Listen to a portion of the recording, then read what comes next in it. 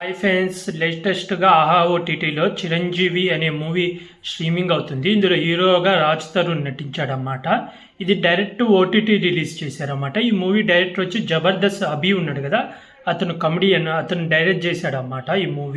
ఈ movie story line వచ్చి రాజ్ తరుణ్ ఒక అంబులెన్స్ డ్రైవర్ అన్నమాట. స్టార్టింగ్లోనే తనకు యాక్సిడెంట్ అయ్యి తనకు మనుషుల మీద టైం లైన్ కనపడుతుంటుంది. అంటే ఈ మనిషి ఎన్ని సంవత్సరాలు బతుకుతాడని చెప్పి మనుషుల మీద టైం కనపడుతుంటుంది అన్నమాట. అలాంటి పవర్ రాజ్ తరుణ్కి వస్తుంది. ఆ పవర్ వచ్చిన తర్వాత రాజ్ తరుణ్ లైఫ్ ఎలా మారింది అనేది ఈ మూవీ స్టోరీ లైన్. మూవీ కొత్తదేం కాదు, కొంచెం ఇలాంటి స్టోరీ లైన్లలో ఉన్నాయి, కానీ ఇది కొంచెం డిఫరెంట్గా. అంటే ఒక మనిషికి తను ఎప్పుడు లోపల ఎన్ని రోజుల్లో ఎన్ని సంవత్సరాల్లో చనిపోతాడని తెలిస్తే ఆ మనిషి ఎలా రియాక్ట్ అవుతాడు, ఎలా ఫీల్ అవుతాడు అనేది ఒక కామెడీ ఎంటర్టైన్మెంట్లో అయితే తీశారన్నమాట. First half an hour Raj తరుణ్కి ఆ పవర్ వచ్చింది, అసలు ఆ పవర్ ఏంది అని తెలుసుకోవడానికి కొంచెం హాఫ్ అన్ అవర్ టైం పడుతుంది. ఆ మధ్యలో లవ్ స్టోరీ ఏదంట. తర్వాత తనకు ఆ పవర్ వచ్చినాక ఆ పవర్ ద్వారా డబ్బులు సంపాదించడం అవన్నీ చేస్తాడు. ఇంకా సెకండ్ హాఫ్లో కొన్ని ఎమోషనల్ సీన్లు వస్తాయి. ఒక చిన్న స్కూల్ పిల్లల్ని కాపాడే సీన్ వస్తుంది అన్నమాట.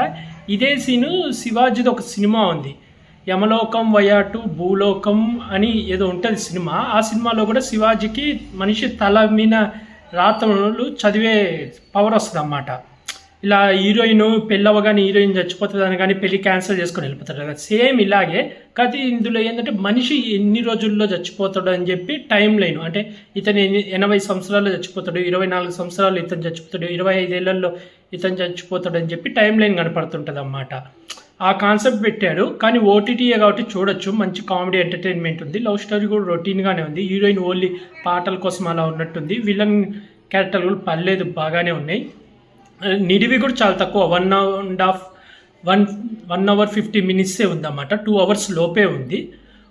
ఓటీటీఏ కాబట్టి చూడొచ్చు. కాకపోతే కాన్సెప్ట్ ఇంకా డిఫరెంట్గా పెట్టుంటే బాగుండు, కానీ కామెడీ లెవెల్లో అయితే బాగానే తీశారు. అక్కడక్కడ బాగా నవ్వొచ్చింది. ఆ చిన్నపిల్లల్ని కాపాడే సీన్ కాడ అక్కడ ఎమోషనల్ సీన్ చాలా బాగుంది. కాకపోతే క్లైమాక్స్ కొంచెం డిఫరెంట్గా పెట్టారు. ఓవరాల్గా అయితే నాకైతే నచ్చింది. ఈ రాజ్ తరుణ్ యాక్టింగ్ అయితే చాలా బాగా చేశాడు ఈ సినిమాలో. కాకపోతే ఇది సినిమా థియేటర్లో రిలీజ్ చేస్తుంటే ఇంకా బాగుండేది, కానీ వీళ్ళు ఎందుకో ఓటీటీలో రిలీజ్ చేశారు డైరెక్ట్గా. నాకు తెలిసి ఏమైనా బడ్జెట్ ఇష్యూ ఏమన్నా ఉంటుంది, అందుకే డైరెక్ట్ ఓటీటీలో రిలీజ్ చేశారు.